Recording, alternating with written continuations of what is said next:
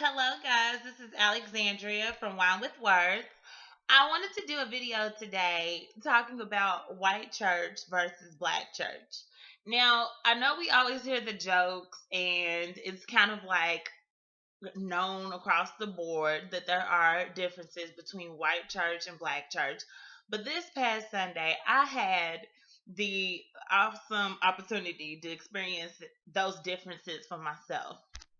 So this past Sunday, a couple friends of mine and I decided that we wanted to visit Southeast Christian and worship there. And after service, I left feeling anointed. I left feeling lifted, and I felt very fulfilled by the Spirit. And I definitely enjoyed the word that the minister preached. But I couldn't help but crack up at the differences between my church, a predominantly black church, and Southeast Christian, which is the church that I visited, a predominantly white church. Now, before I go on, I do want to say there are more than white people that attend Southeast Christian, and there are more than black people that attend my church, St. Stephen, but they are predominantly either white or black. When I first walked in, if you first of all, if you've never been to Southeast Christian, I encourage you to visit for the experience. It was very delightful. When I walked in, I felt like I had walked into the airport because the church is huge. It's enormous, and it's just big. I mean, there was a coffee shop, and there was just a big open space for people to lounge before church and to greet others and to talk and minister, or whatever you do before you walk into the sanctuary. When I walked into the sanctuary, I felt like I was walking into the Kentucky Center of the Arts. It was huge. There was so many seats. The stage, which was the pulpit, was in front of us. It was laid out. I didn't see a choir stand. I was like, I was taken back by what I was looking at. Um, During the service, what I noticed most of all that is different between the black churches I've attended, because I grew up, I didn't always attend St. Stephen.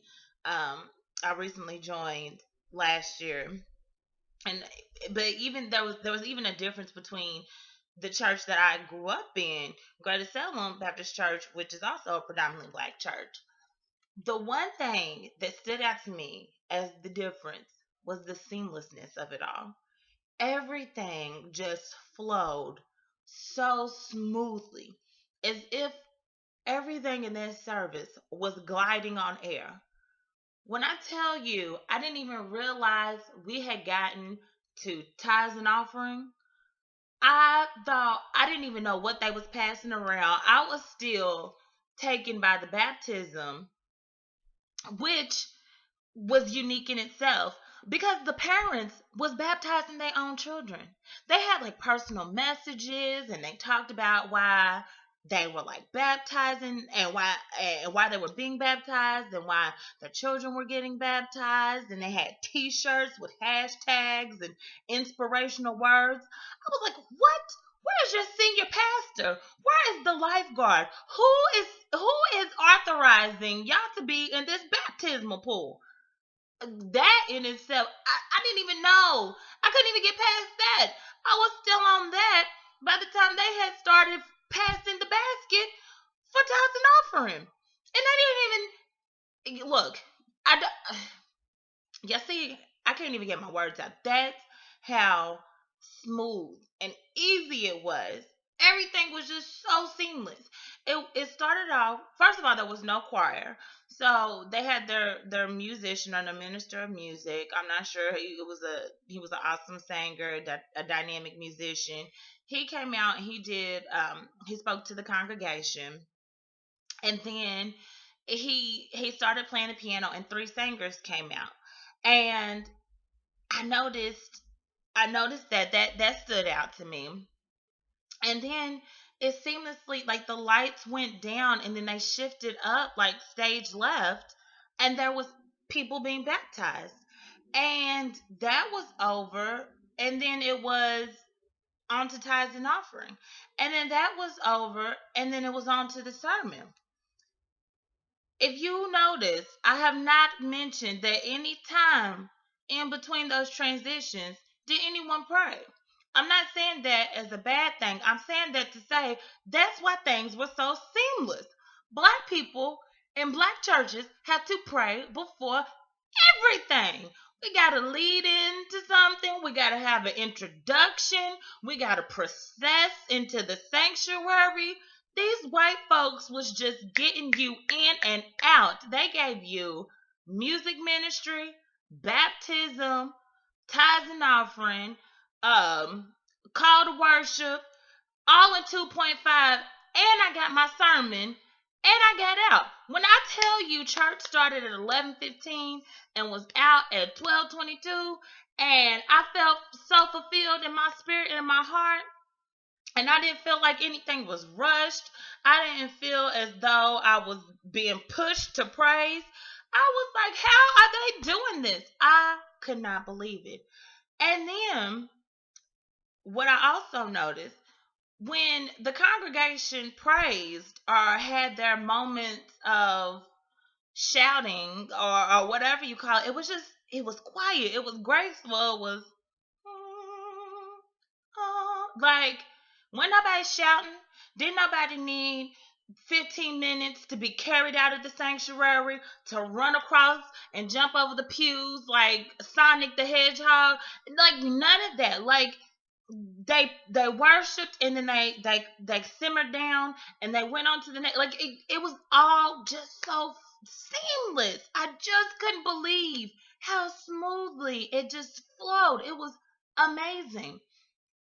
And and I love that I was able to experience this and see it, because granted, I did miss my church. I did miss St. Stephen's, but I realized that it's okay to praise differently, that you don't have to shout and holler and cry and moan. Not to say that's wrong, or not to say anything back that there's no judgment towards it, because I think that's a beautiful form of praise. But you can also praise quietly and swiftly and quickly and move forward. It was just amazing to see the differences.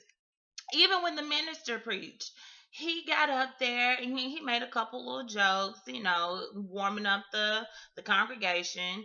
And he got into his sermon, and he spoke his word. He preached from Psalms, and he spoke on knowing when God is speaking to you. But he did the sermon.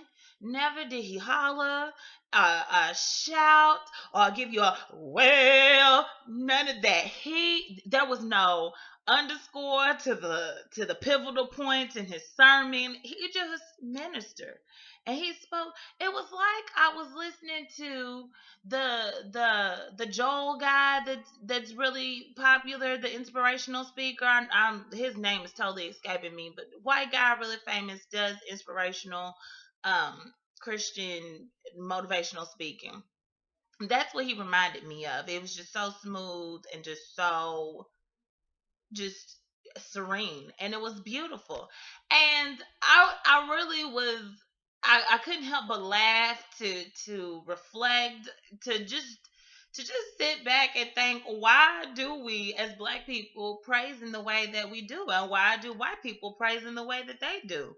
I'm pretty sure it can go back to Africa, and how our ancestors once worshipped and celebrated in the tribes, and when we were brought over here to America, and spread it out amongst the world, we kept those traditions with us. And I definitely think it's beautiful, but I felt that I needed to share that experience with you guys. I felt that you guys needed to know how that felt, how it felt to experience white church, and to know what the real difference is between white church and black church.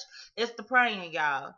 We gotta stop introducing and praying before everything. No, I'm just kidding. Pray before everything if you want to. But I just thought I would share that with you guys today. Give me your thoughts and your experiences that you've had attending a predominantly white church versus attending a predominantly black church, or vice versa. And if you did notice anything, or maybe you didn't notice anything at all, I would love to hear it. Share it in the comments. Like us on our page on Facebook, Wine with Words. Follow us on Twitter, winewwords at twitter.com.